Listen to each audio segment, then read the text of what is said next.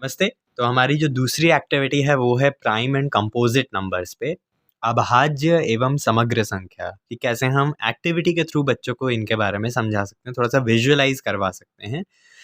तो हमने तो ये कागज़ को गोल गोल थोड़े से काट लिए हैं क्योंकि हमें और भी एक्टिविटीज़ में इनका इस्तेमाल करना होता है। लेकिन अगर जल्दी करना है तो आप फिर सिक्कों का भी इस्तेमाल कर सकते हैं, नॉर्मल जो 1 रुपये 2 रुपये कोई भी सिक्का है उसका इस्तेमाल करके इस एक्टिविटी को बच्चों के साथ तुरंत भी करवा सकते हैं।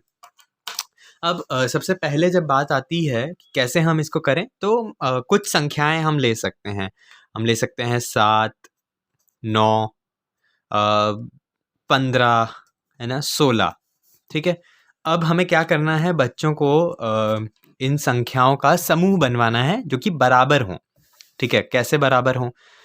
मान लीजिए 7 का हमें समूह बनाना है, तो हम 7 का बराबर समूह कैसे बना सकते हैं कि हम इनको एक लाइन में रखते चलें। 1, 2, 3, 4, 5, 6 और 7। तो अब 7 को दर्शाने के लिए यही समूह बन सकता है। कोई भी और तरीके का अगर हम समूह बनाएं जैसे ये, तो ये बराबर समूह नहीं है, ऊपर 4 है नीचे 3 है। या फिर अगर हम ऐसा करें, है ना, हम कुछ भी कर लें तो अब ये और किसी तरीके से एक बराबर समूह नहीं बन सकता। जबकि अगर हम देखें 8, है ना, एक बढ़ा दें अगर हम, और अगर हम 8 ले आएँ तो 8 के बराबर बराबर समूह कैसे बन सकते हैं?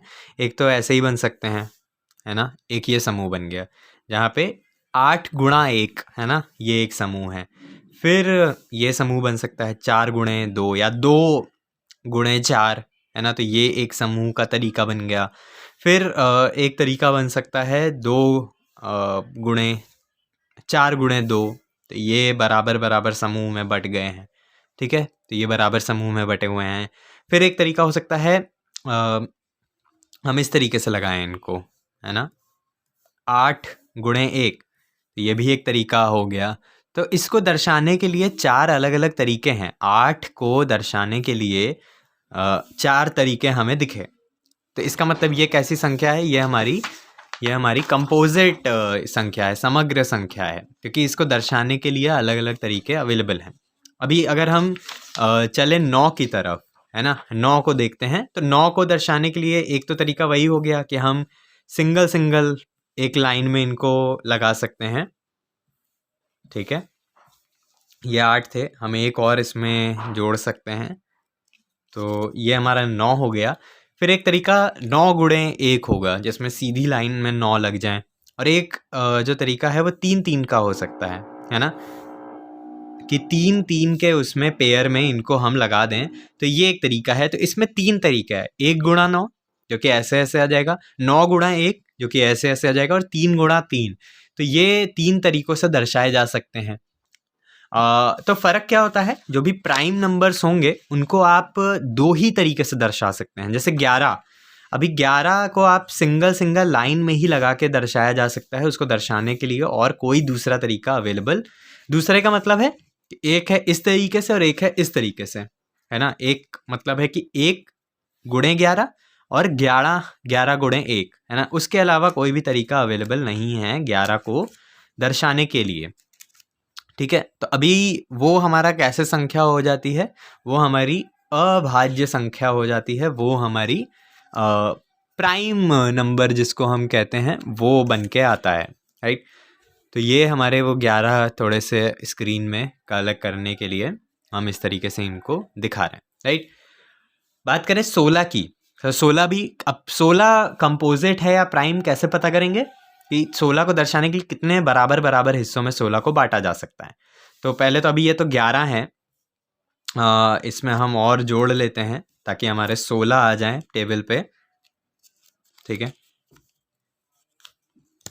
तो हमारा ये आ गया 1 2 3 4 5 6 7 और 8, और नीचे भी 8 आ गए। तो एक ये तरीका है 16 को दर्शाने का जिसमें बराबर बटे हैं, ऊपर भी 8 हैं और नीचे भी 8 हैं।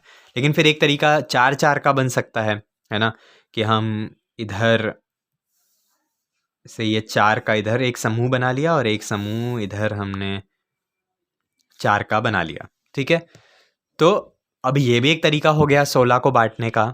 हम 2-2 के समूह बना सकते हैं 16 में, है ना, जिसमें बराबर बट सकते हैं ये 2-2 के समूह में। तो 16 को बांटने के लिए बहुत सारे तरीके हमें मिल रहे हैं। इसका मतलब है कि इसमें सिर्फ 2 तरीके नहीं है, हमें बहुत तरीके मिल रहे हैं 16 को बांटने के, बराबर बराबर। तो इसमें भी 2, इसमें भी 2, इसमें भी 2, इसमें भी 2, इसमें भी 2, इसमें भी 2, सब में हमें 2-2 मिल रहे हैं। इसका मतलब है कि ये हमारा कैसा है, 16 एक समग्र संख्या है, एक कंपोजिट जिसको हम नंबर कहते हैं वो है, और जिसमें बच्चे नहीं कर पाते हैं वो हमारा प्राइम नंबर हो जाता है। तो आपको बताना नहीं है कि हम इसको 2 में बांट सकते हैं, या हम इसको 6 में बांट सकते हैं, या 3 में बांट सकते हैं, बराबर आपको वो संख्या दे देनी है, और बच्चों को सिर्फ इतना कहना है कि बराबर हिस्से में बांट के इन्हें लगाओ। तो बच्चे थोड़ा जूझेंगे, जिसमें लग जाएगा वो हमारा उनको समझ में आएगा कि समग्र संख्या है, जिसमें नहीं लगेगा वो उनको समझ में आएगा कि ये अभाज्य या प्राइम संख्या है। Thank you.